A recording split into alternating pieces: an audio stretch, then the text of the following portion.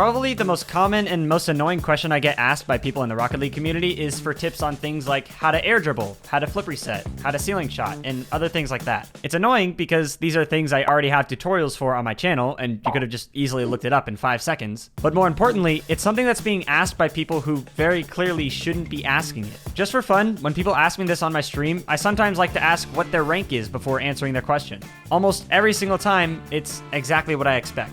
Even worse than this is when people flex that they can already do these mechanics at a low rank. This is what you call a yikers moment, because you can already know with near certainty that these players can't actually do those mechanics, and even if they can, that's just as embarrassing considering they're still at their low rank, meaning their decision making is what's actually holding them back. AKA, a severe case of the small brain. So I'm making this video to put an end to that. Feel free to send this to anyone you know that's trying to learn mechanics like these way too early, because I know this community is full of them. To prove it, I even played on a fresh account using a piano as my controller, putting myself at a complete disadvantage in terms of mechanics and only relying on my decision making. I guarantee you'll be surprised by the rank I got in just one day. Today, I'm laying down hard evidence of why positioning is way more important than mechanics and why 79% of players are completely wrong. But first, allow me to thank today's sponsor, Keeps. Did you know that 2 out of 3 guys will experience some form of male pattern baldness by the age of 35?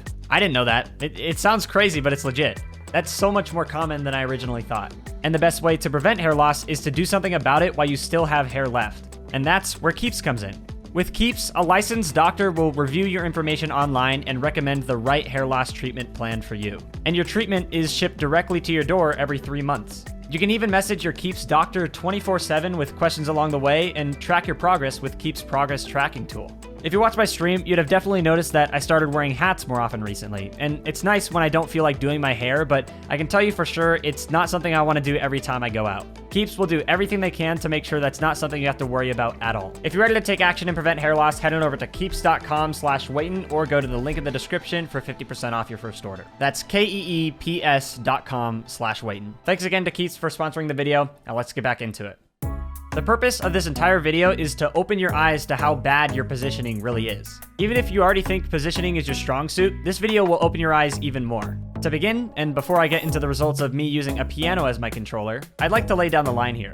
Mechanics and positioning are 2 different sets of skills. Anything that you're physically doing with your car is mechanical, so power shots and air dribbles, for example. And pretty much anything else is positioning related, whether it be game sense, awareness, rotations, you name it. Hardly ever could you place a specific skill into both of these categories. So when you're trying to practice something, it's pretty clear most of the time what category you're trying to improve. It's one or the other, not both. The big thing about all this, though, is that people prioritize mechanics way more than they should, and they don't even realize it because it's just considered the norm at this point. And there are some massive issues with this. When players are already bad at positioning, they often don't even realize it. Most players are capable of realizing when they make a mistake, but they often point out the issue in the wrong direction. Many players will see themselves make a play like this and think, oh, if I was better at aerials, I would have scored that. I need to practice my aerials more. Part of that is true. If you were better at aerials, you would have scored that. However, a much easier and quicker fix to that same problem would instead be practicing waiting a little bit further back instead of really close, which is the reason that aerial was so hard for you in the first place. Positioning yourself better is an easier solution to the same problem. And the great part about it is, unlike mechanics, changing your positioning is something you can already start doing in your very next game and immediately see results. To prove that people prioritize mechanics way more than they should, I asked you guys what rank you think you should learn certain mechanics like air dribbles, flip resets, and ceiling shots. These are the results. Now, these numbers alone don't really mean much, so I also asked some of the most experienced coaches what rank they'd recommend players learn these mechanics. For air dribbles, for example, the average coach answer was Diamond 2. A lot of you guys were actually pretty spot on, but for those that weren't, 59% of you undershot when you should learn it, while only 22% overshot. But this example isn't even that bad compared to the others. Take a look at flip resets. These are your guys' answers, and this is the average coach answer. Again, quite a bit of you were pretty spot on, but those that weren't completely undershot it. This one had 83% trying to learn it too early and only 1.7% trying to learn it too late. For ceiling shots, these are your answers, and the average coach answer was Champion 2. It was 5% learning it too late and 89% learning it too early. And lastly, for speed flips, the answers varied quite a bit for this one, even for the coaches, so take it for what you will. But the average coach answer was Champion 2, and that's still way above what most of you answered. The average percentage of people trying to learn these mechanics too early was more than 79%. For a given mechanic, 79% of you on average thought you should learn it way sooner than you actually should. Obviously, it's impossible to get a single true correct answer for when you should learn certain mechanics, but it's pretty obvious that these coaches know an insane amount better than the general player base. So considering 79% would undershoot when you should learn mechanics compared to only 9% overshooting, it's quite concerning. I find this whole thing ironic because the people who are asking for tips on mechanics like these are also the same people who search for shortcuts to ranking up. How do you rank up out of gold? How do you rank up out of platinum? How do you rank up out of diamond? If you're the type of person to go into a coach's Twitch chat and ask them these things, how often do they answer with, you should add air dribbles to your skill set, instead of, you should learn these rotations? My bet, almost never. And this right here is exactly why. No one wants to be responsible for driving this number higher than it already is.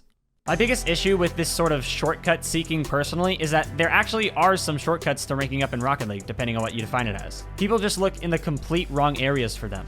The biggest one that I praise here on this channel is back post rotations. For me, when I first applied it, I went from Platinum 2 to Diamond 3 in one season. That's literally the only thing I actively changed about my playstyle that season. If that's not a shortcut, I don't know what is. For you, it may be something different. It may be teammate awareness as last man back, for example. Learning a single rotation style or aspect can absolutely carry you through multiple ranks instantly. That's definitely a possibility. All you gotta do is understand what the issue is and apply it. But you can't say the same thing about mechanics. There's no single mechanic that's gonna carry you up through multiple ranks. That's also the reason why there are some crazy mechanical people down in gold and platinum that can do like flip resets and ceiling shots. Just because they can do them doesn't mean they're gonna rank up. If all this doesn't already convince you, hopefully this will, because I created a fresh account just to prove it. I set up a piano I had to control my car in Rocket League by binding each of the keys to a certain keyboard press or mouse click. So when I press this here, I start boosting. When I press this, I start turning. The plan was to play as many matches as it would take, all solo queue of course, until my rank leveled out to where it seemed I belonged. You've seen high level players do Road to SSL or Road to GC series before where they try not to use their mechanics to their advantage. But it doesn't always work like that because these players still have a level of precision that no one else has. There aren't any mechanical mistakes being made in these games. But when I'm using a piano as my controller, that's completely different. Mechanical mistakes definitely do happen, that I can tell you for sure. For those that don't know, I play on a PlayStation controller normally, so this is definitely completely different. No cheating for me here, even if I wanted to. I played a few 1v1 matches the day before to get at least a little bit used to the controls so I knew which buttons did what, and then I played enough casual games on stream the next day to reach level 10 so I could actually play ranked. By the end of the stream, I was Diamond 1 in 3s from purely positioning and game sense. At that point, I was pretty sure I could have kept ranking up because I was still winning way more than I was losing, but I definitely needed a break since I had been playing for 4 hours. So I came back later that night off stream and played a little more. By the end of that session, I finished at Champion 1. Still not convinced? Well, when I did reach champ, I was actually on a 7-game win streak, so I was still definitely far from evening out and reaching the rank that I actually belonged at. But also, for the past 5 games, my left hand was in constant pain as I was playing. In case it's not obvious, this device is not meant for gaming. So to avoid getting carpal tunnel, I decided to stop there because I think I've proved my point enough. The point in saying all this is not to flex on anyone, obviously. If you're on PC and you want to see some of the games in full leading up to when I got champ, I've left a link in the description to some of the replays. In all of these matches since Plat 3, it was incredibly obvious that I was the least mechanical player in the lobby. Especially by the time I reached champ, people were flying around and spinning in ways that I couldn't even imagine doing. In one of my Diamond 2 matches, both of my teammates straight up gave up so soon after seeing how bad my mechanics were. Obviously, they were right, my mechanics were horrible, but that was far from the actual reason why we were losing. The funny part about this, they thought I was the problem, but immediately after that game is when my 7-game win streak straight up to champ started.